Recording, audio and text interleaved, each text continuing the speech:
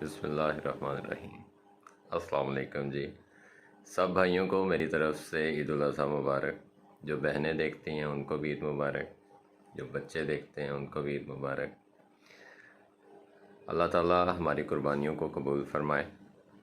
اور میں فارمر حضرات سے بھی مخاطب ہونا چاہوں گا کہ عید کے موقع پہ ہم اپنی خوشیوں میں، اپنی مصروفیات میں کھو جاتے ہیں تو اکثر جانوروں کی طرف سے لاپرواہی ہو جاتی ہے، تو وہ ہمارے محتاج ہیں، تو ان کی طرف سے لاپرواہی نہ کریں۔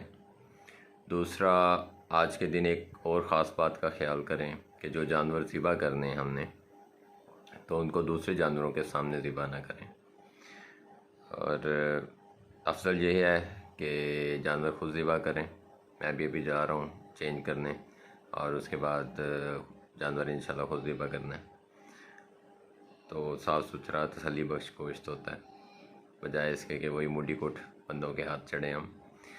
اچھا، تیسری چیز یہ ہے کہ جو علائشوں کا ہے معاملہ، تو جیسے شاہ صاحب نے ویڈیو اپلوڈ کی تو بڑی اچھی بات کی انہوں نے کہ وہ بدبو کا مہینہ بن جاتا ہے عید کے مہینے کی بجائے، تو اس کا بڑا خاص انتظام کرنا ہے۔ اس کو اچھے سے ڈسپوز کریں، اس کو کہیں زمین میں دبا دیں، سب سے آسان چیز ہے، سب سے بہتر طریقہ، تو اس بات کا خاص طور پہ خیال کیجیے گا۔